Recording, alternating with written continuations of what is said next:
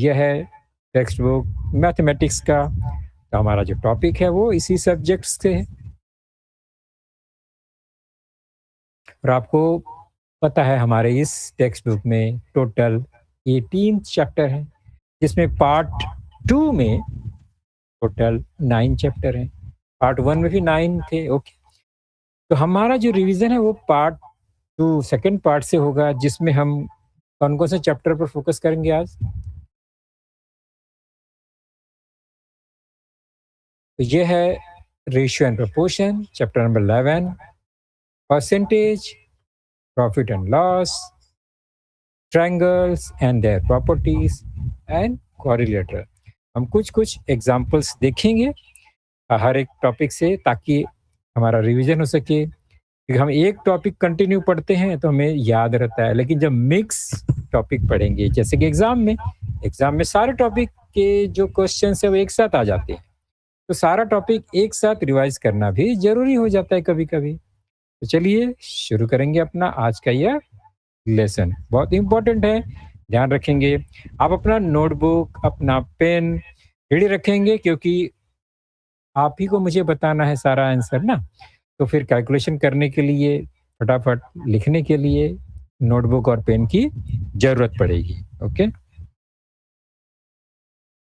तो सबसे पहले हम शुरू करते हैं। टॉपिक है percentage in the form of fraction.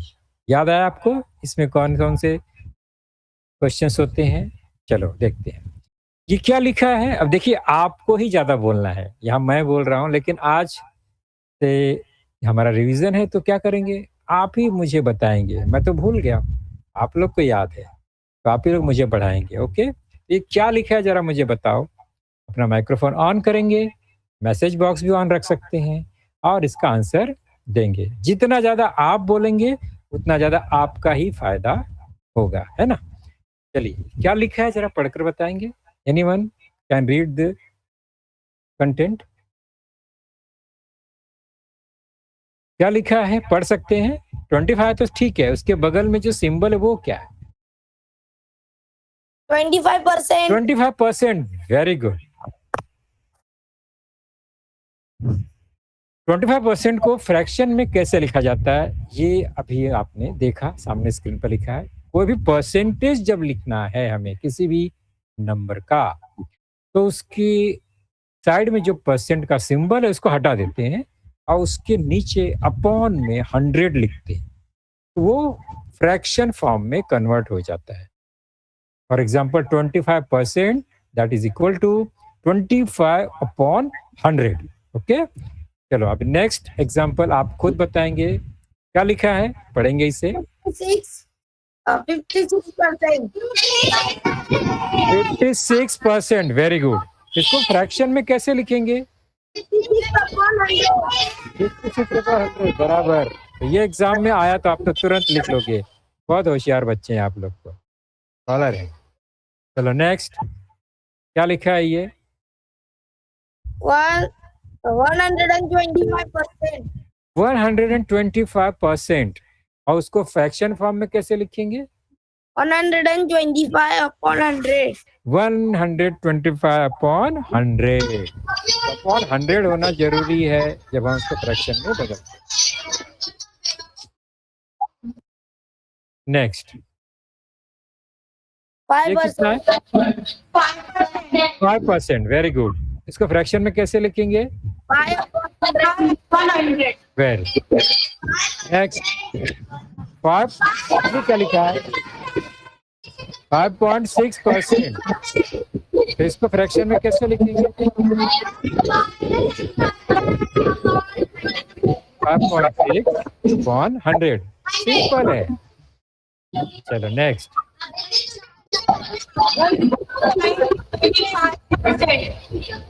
फिर से जरा पढ़कर सुनाओ मुझे। 1.25 नहीं है, 1.25 नहीं है,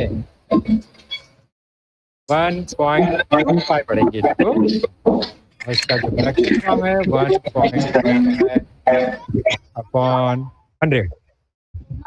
ये तो क्लियर हो गया। अभी ऐसे क्वेश्चन आ गए आप तो आंसर फटाफट दे दोगे जल्दी जल्दी। तो नेक्स्ट चलते हैं, ये टॉपिक क्लियर हो गया। Creating a percentage by equivalent fraction. अब ये फ्रैक्शन से हमें परसेंटेज कैसे बनाना है। अभी हमने क्या किया, हमने परसेंटेज को फ्रैक्शन में कन्वर्ट किया। ओके, अभी फ्रैक्शन है तो उसको परसेंटेज में कैसे कन्वर्ट करना है। तो उसका मेन टारगेट क्या है हमारा, ये कोई भी फ्रैक्शन है, दैट इज, चलो इसको पढ़ के सुनाओ।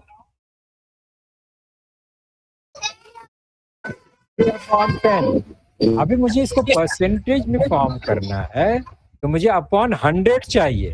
अपॉन 100 जब तक नहीं होगा तब तक हम इसको परसेंटेज में कन्वर्ट नहीं कर सकते। ओके, तो क्या करेंगे, अभी इक्विवेलेंट फ्रैक्शन बनाएंगे जिसका जो डिनोमिनेटर है वो 100 होना चाहिए। तो 3/10 है, मुझे 10 को 100 बनाने के लिए किसको मल्टीप्लाई करना पड़ेगा। मुझे 10 की जगह 100 चाहिए, तो मुझे किससे मल्टीप्लाई करना है। 10 को किससे मल्टीप्लाई करेंगे तो 100 आएगा।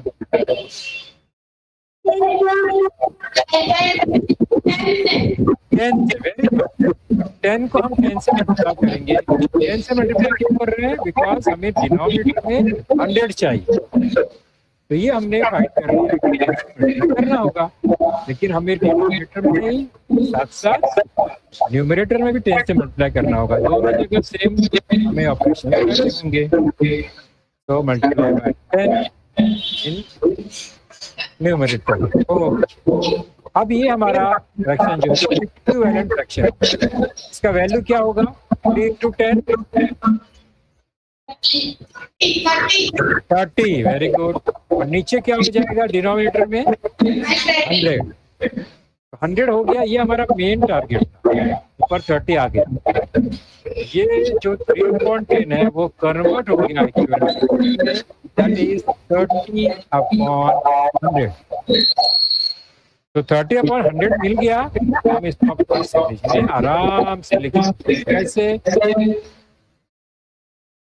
30 लिखेंगे, 100 नहीं लिखेंगे, डायरेक्ट उसके बदले परसेंट लिख देंगे।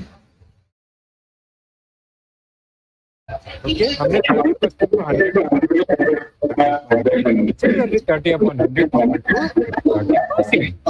आपने देखा 3/10 फाइनली कन्वर्ट हो गया 30%। और हमने कौन कौन सा स्टेप फॉलो किया आपने देख लिया।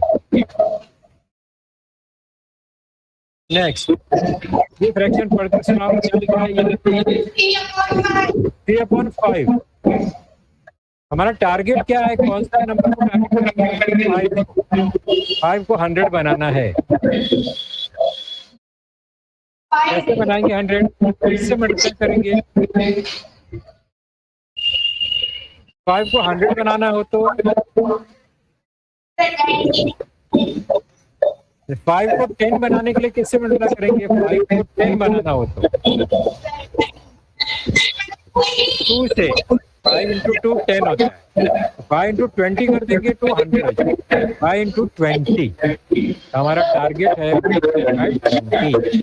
क्यों किया 20 से multiply, because we want 100 5 × 20। 5 × 20 similarly multiply by 20 in numerator बन गया 100 बन गया। ये हमारा मेन टारगेट। न्यूमरेटर में क्या आएगा, ऊपर 3 × 20 60। Very good. तो अब ये परसेंटेज क्या हो गया, कितना परसेंट बनेगा इसका, 60%। Very good.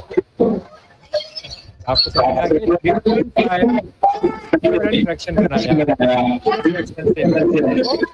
परसेंटेज में दिया।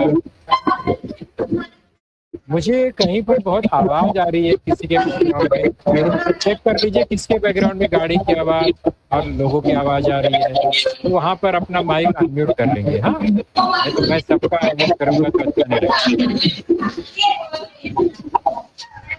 नेक्स्ट क्या लिखा है ये, 3/20, हमारा जो टारगेट नंबर है वो 20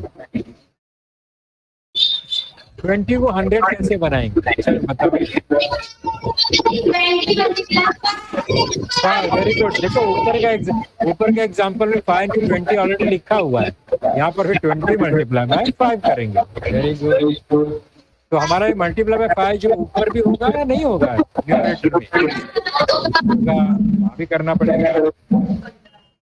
अभी क्या हो गया फाइनल फ्रैक्शन हमारा? इसमें डिनोमिनेटर में 100 आ गया और न्यूमरेटर में कितना हुआ? 15। Very good. तो हमारा परसेंटेज क्या हुआ यहाँ पर? 15%। Very good. आपने 2 टाइप का क्वेश्चन आराम से समझ लिया है, ये क्वेश्चन सॉल्व कर लोगे, है ना? चलो आगे बढ़ेंगे आप।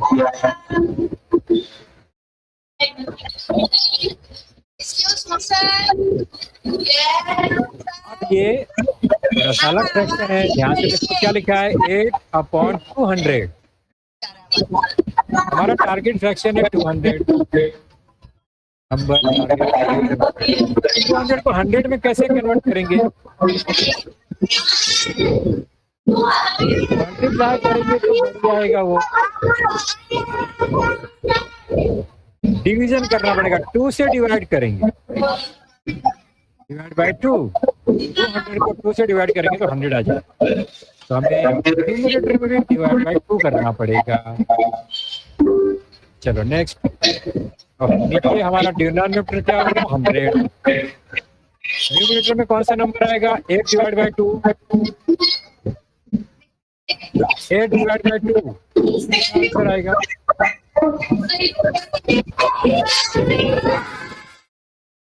टोटल में 4 टाइम। तो परसेंटेज क्या बन गया? परसेंटेज क्या हुआ? 4%। Very good. Next 35/500। Target number हुआ 500। 500 को 100 में कैसे कन्वर्ट करेंगे? यहाँ पर डिवीजन करना पड़ेगा, 100 से बड़ा नंबर है ना, डिवीजन करना पड़ेगा। ये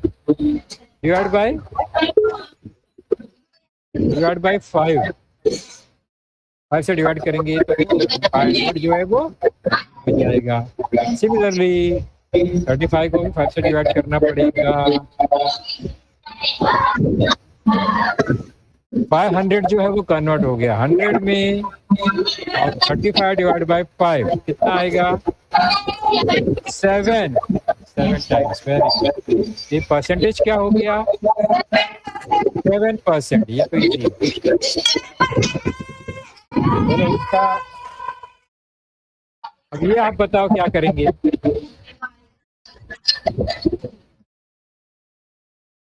किससे डिवाइड करेंगे? 3 से। Very good.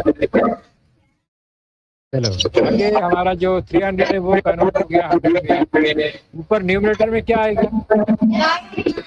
3 divide by 3 1। कितना परसेंटेज हुआ ये? 1%। क्या बात है, परसेंट का सिंबल लगाना चाहिए, ध्यान रखेंगे। तो ये आपने बहुत अच्छे से कन्वर्जन सीख लिया, मल्टीप्लिकेशन से भी, डिवीजन से। तो इक्विवेलेंट फ्रैक्शन हम यूज कर सकते हैं क्या करने के लिए? डिनोमिनेटर को 100 बनाने, 100 और हम मल्टीप्लाई और डिवीजन का यूज। नेक्स्ट चैप्टर है प्रॉफिट लॉस। देखते हैं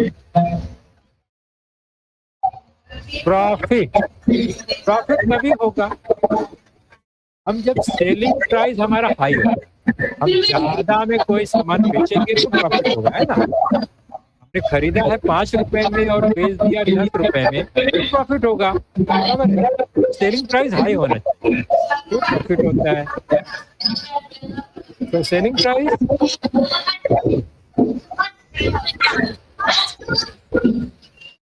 कौन सा स्कूल का माइक चल रहा है? ये एक बंद हो गया।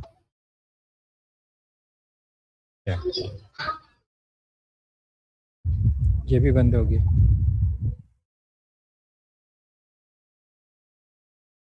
हाँ, कुछ डिस्टरबेंस आ रहा था काफी किसी स्कूल में। बाहर की आवाज ज्यादा आ रही है, बच्चों की आवाज से आवाज कहीं बाहर शो हो रहा है, उसकी आवाज ज्यादा आ रही थी। अभी आवाज आ रही है ठीक से? तो मुझे तो यहाँ आ रही है। Okay, very good. तो सेलिंग प्राइस हाई होना चाहिए। तो सेलिंग प्राइस जब हाई होगा, ज्यादा होगा, तो उसमें से हम कॉस्ट प्राइस को माइनस कर देंगे, तो जो बच गया अमाउंट वही हमारा प्रॉफिट है। तो प्रॉफिट फाइंड करने के लिए selling price minus cost price करना पड़ता है हमेशा, तो प्रॉफिट मिलेगा। तो प्रॉफिट कभी मिलेगा? जब सेलिंग प्राइस ज्यादा होगा। तो selling price minus cost price that is equal to profit.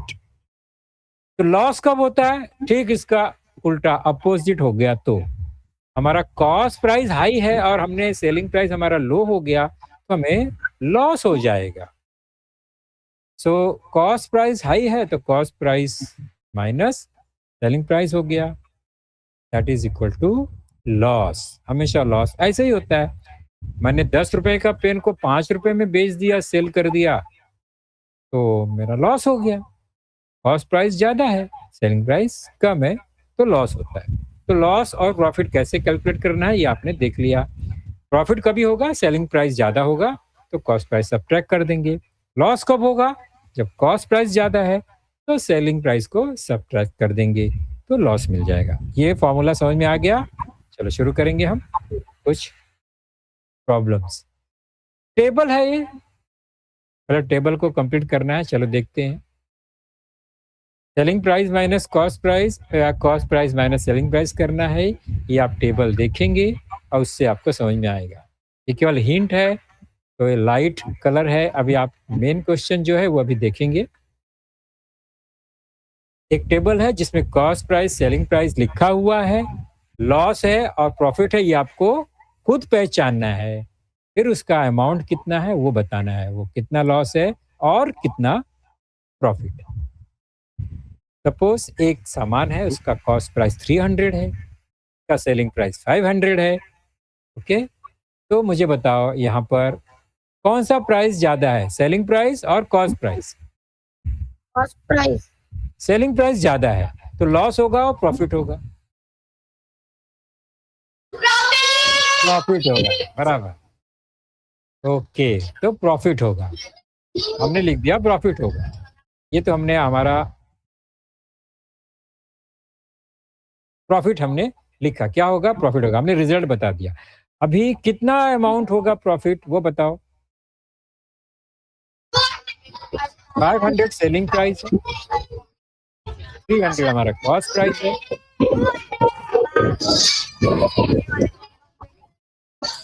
₹300। Clear हो गया कैसे हमने ये किया? चलो अभी नेक्स्ट एग्जांपल। 600 हमारा कॉस्ट प्राइस है,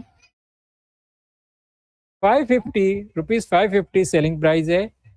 तो क्या हाई है इसमें? कॉस्ट प्राइस ज्यादा है और selling price? Cost price. Cost price ज्यादा हो गया, तो क्या होगा? लॉस होगा या प्रॉफिट होगा? लॉस। लॉस होगा, वेरी गुड।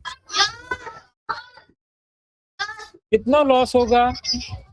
600 माइनस 550। ये आपको ओरली कर लेना है। कितना है बताओ, कौन बताएगा? कितना लॉस हुआ? इसलिए मैंने आपको बोला था कि नोटबुक और पेन अपना रेडी रखेंगे कैलकुलेशन के लिए। ₹50। Next, cost price 300, selling price 3000। Profit होगा या लॉस? प्रॉफिट होगा, वेरी गुड। तो आपको समझ में आ गया है। कितना अमाउंट होगा? प्रॉफिट कितना हुआ?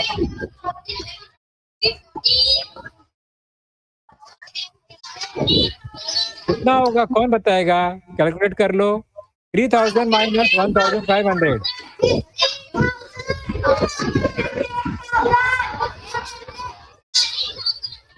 हम लोग जब सब्ट्रैक्ट करेंगे तो 1500 मिलेगा, ये प्रॉफिट हुआ।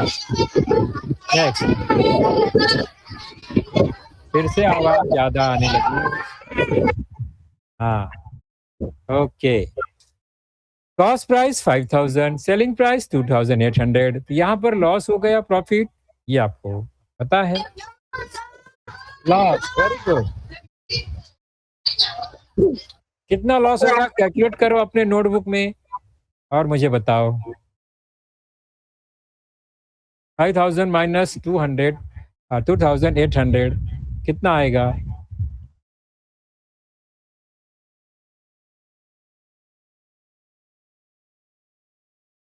सब्ट्रैक्ट करो। वेरी गुड, 2200 रुपीज जो है वो लॉस हो गया। तो अब आपको अच्छे से समझ में आ गया है।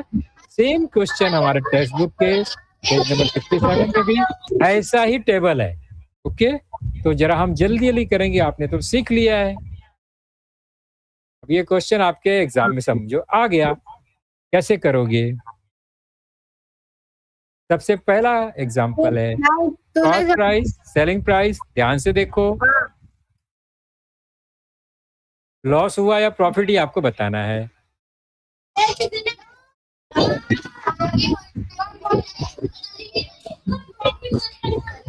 सेलिंग प्राइस 5000 है, कॉस्ट प्राइस 4500 है। सेलिंग प्राइस ज्यादा है ना, प्रॉफिट होगा। ध्यान से देखो, टेबल अगर चेंज हो गया सर, कॉलम सेलिंग प्राइस मैंने पहले लिख दिया, कॉस्ट प्राइस बाद में लिख दिया, तो आप कंफ्यूज हो जा रहे हो। समझो कॉस्ट प्राइस क्या है और सेलिंग प्राइस क्या है। प्रॉफिट हो गया कितना?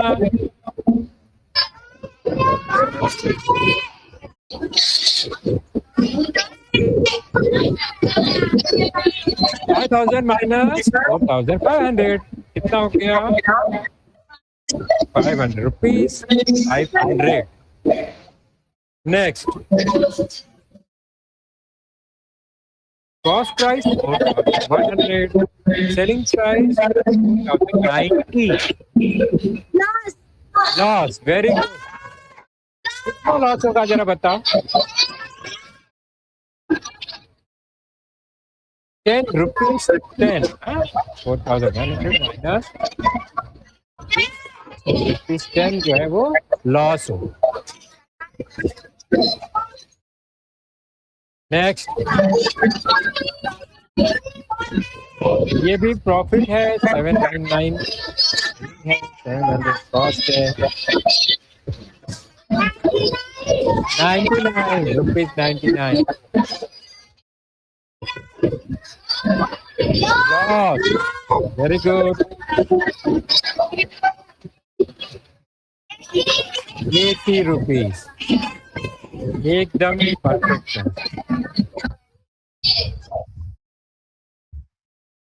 चलो एक दो वर्ड प्रॉब्लम भी समझेंगे। ये क्या है, कौन सा चित्र है भाई, ये कौन सा पिक्चर है? ये bicycle. Bicycle, very good. Question भी हमारा इस पर ही है। क्या लिखा है क्वेश्चन, जरा मैं पढ़ता हूँ, ध्यान से सुनेंगे पहले आप लोग। अभी आप लोग सुनेंगे केवल। A shopkeeper bought a bicycle for rupees 3000 and sold the same for rupees 3400. How much was his profit? क्या बताया? ये शॉपकीपर जो है उसने एक बाइसाइकिल खरीदा है 3000 रुपीज में, and he sold same for 3400। 3400 में उसने बेच दिया तो उसको प्रॉफिट कितना हुआ? ये क्वेश्चन में पूछ रहा है। आप समझ गए? ये इजी कितना है ये क्वेश्चन। तो क्या फाइंड करना है इसमें? प्रॉफिट।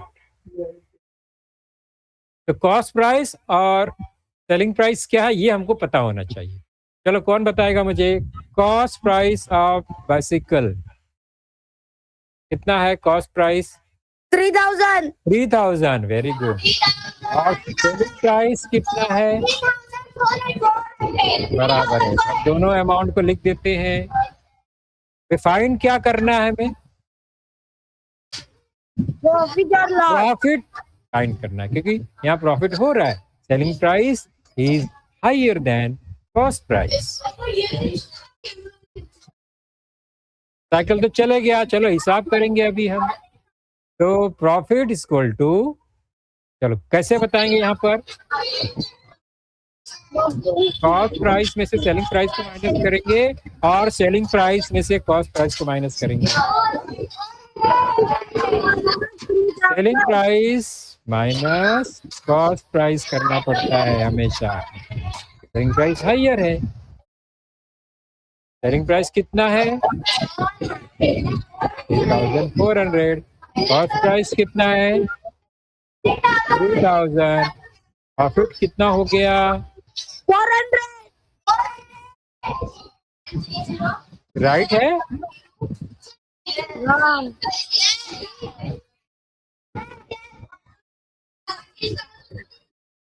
300 होगा क्या? 400. 400 बताया किसी ने. अभी बराबर है. ओके, तो 400 है, ये प्रॉफिट हो गया. ये हमने एक वर्ड प्रॉब्लम सॉल्व कर दिया. नेक्स्ट, अभी ये थोड़ा सा अलग है लॉस एंड प्रॉफिट का. अभी आप लोग ध्यान से सुनेंगे पहला. हाँ, क्वेश्चन को आपके स्क्रीन पर आपको दिखाई दे रहा होगा, आप उसको मन ही मन में पढ़िए, लेकिन मैं पढ़ रहा हूं, आप पहले सुन लीजिए. Sunanda buy bought milk for ₹475. She convert it into yogurt and sold it for ₹700. How much profit did she make? तो सुनंदा बाई ने दूध मिल्क खरीदा है ₹475 में. ने क्या किया, उसको दही बना दिया और ₹700 में बेच दिया. तो उसको प्रॉफिट होगा या लॉस होगा? Profit. प्रॉफिट होगा, है ना. मिल्क तो 475 में ही था और उसको जब बेच दिया उसने तो ₹700 मिल गया. ओके, क्लियर है आपको? चलो, cost price of milk ₹475. Selling price क्या हो गया? 700. और हो गया 700. तो प्रॉफिट कितना हुआ? कैसे मालूम होगा? Selling price minus cost price. ये लिखना पड़ेगा. सेलिंग प्राइस का वैल्यू वो है 475, नो 700. Cost price 475. प्रॉफिट कितना हुआ? 325. 325 किसी ने बताया. 25. चेक कर लो फिर से. 225 रुपीज, ये हो गया प्रॉफिट.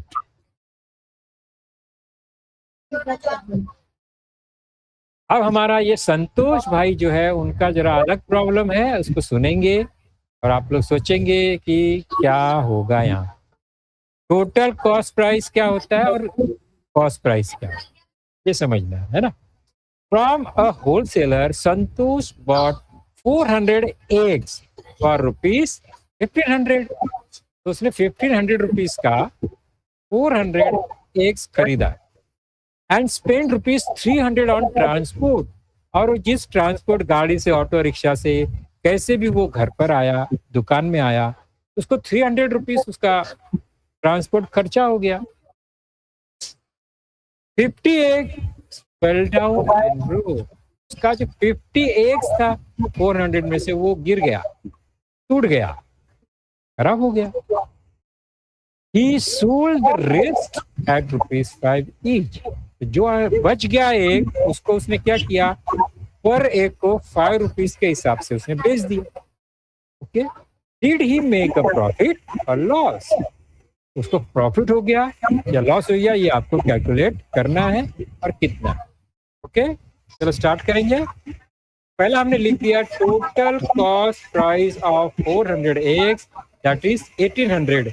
ये हमने बस लाइन में दिख रहा है।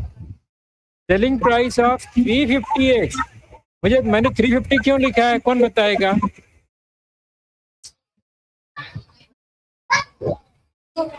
सेलिंग प्राइस ऑफ 350x क्यों हमें फाइंड करना है? वो तो 400 खरीद के लाया था ना उसने। 50x का हो गया, टूट गया है, बराबर। तो इसलिए हमें 350x का जो सेलिंग प्राइस कितना मिला, 1750, ये कहाँ से आया? मैंने एक स्टेप इसमें से मिस कर दिया। वो क्या किया उसने, 350 को 5 रुपीज के हिसाब से बेचने पर उसको ये अमाउंट मिल गया, 350 इंटू 5। वो स्टेप यहाँ पर मिसिंग है, लॉस हो गया। Total cost price minus selling price. Total cost price क्या, ये अभी तक क्लियर नहीं है। 401 का कॉस्ट प्राइस, सॉरी, हाँ 1500 था और 300 उसका ट्रांसपोर्ट खर्चा, टोटल 1800, वो बराबर मैंने लिखा है। वो एक स्टेप मिसिंग है, मैं उसको भी यहाँ पर बाद में, हम लोग क्या करते हैं, कैलकुलेशन करते हैं। तो टोटल कॉस्ट प्राइस 1800 हो गया, 1500 प्लस 300 जो हो गया, और सेलिंग प्राइस 350, और एंड में उसको लॉस हो गया ₹50। ये तो हो गया सोल्यूशन। आप क्वेश्चन को समझो बच्चों। 401 का कॉस्ट ऊपर लिखा 1500, 300 उसका ट्रांसपोर्ट, 1500 प्लस 300 टोटल कॉस्ट 1800, वो हमने वहां पर लिखा है, उसी से ये कैलकुलेशन हुआ। तो 50 रुपीज का उसको क्या हो गया, लॉस हो गया।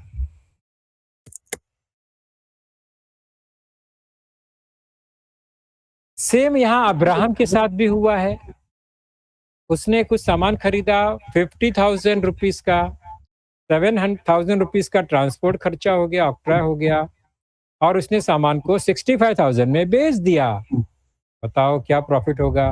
तो cost of good that is 50,000, transport में खर्चा कितना हो गया, 7,000, टोटल जो कॉस्ट कितना हो गया उसका, 50,000 प्लस 7,000, दैट इज 50,000 प्लस 7,000,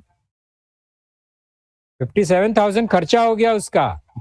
अब उसने कितने में सेल किया है वो गुड्स को, selling price of goods 65,000। Loss हो गया या प्रॉफिट? वेरी गुड, यहाँ पर अब्राहम को प्रॉफिट हुआ। कितना हुआ प्रॉफिट? 65,000 माइनस 57,000,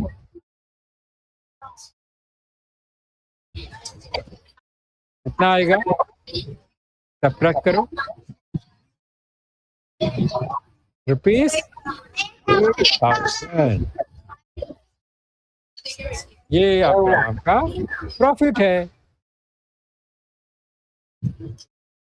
ओके, तो ये हमारा क्वेश्चन पूरा हो गया, लॉस एंड प्रॉफिट का। अभी ये लास्ट एक्सरसाइज देख लेते हैं हम। क्वाड्रिलेटरल में identify the polygons and right the number of their sides. Polygon को पहचानना है आपको, इसका नाम क्या है शेप का, और उसमें कितने साइड्स है वो बताना है। चलो, कितना साइड्स है पहले पहचान लो इसको। 5 साइड्स। 5 साइड्स है क्या? देखो 1 2 3 4 5 साइड्स का जो भी पॉलीगॉन है उसका क्या नाम होता है? पेंटागन। वाह, क्या बात है, पेंटागन इसका नाम है। और नंबर ऑफ साइड्स कितने हैं इसको? नेक्स्ट, नाम बताओ इसका।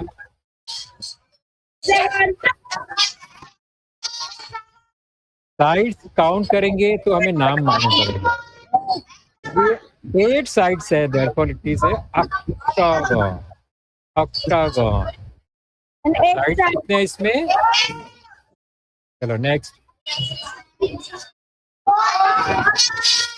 4 साइड्स का शेप को क्या बोलते हैं? वाव, क्वाड्रिलेटरल। कितना साइड्स है इसमें? ये कौन सा है देखो?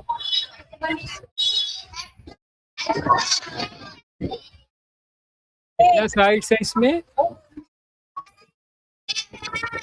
7 sides, heptagon. Heptagon, number of sides 7। ये हेप्टागन, कितना साइड्स है इसमें? 6। और ये देखो, आप पहचानते हो इस शेप को?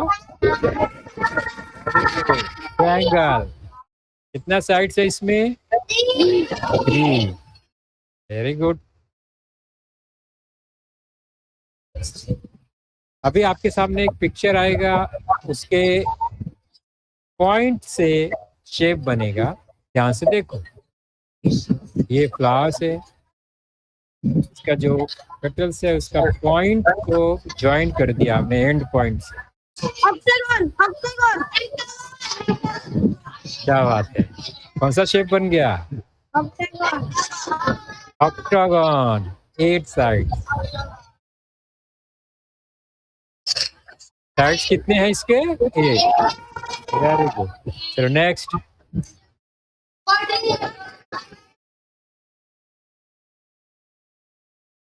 क्वाड्रिलेटरल, साइड्स कितने हैं इसके?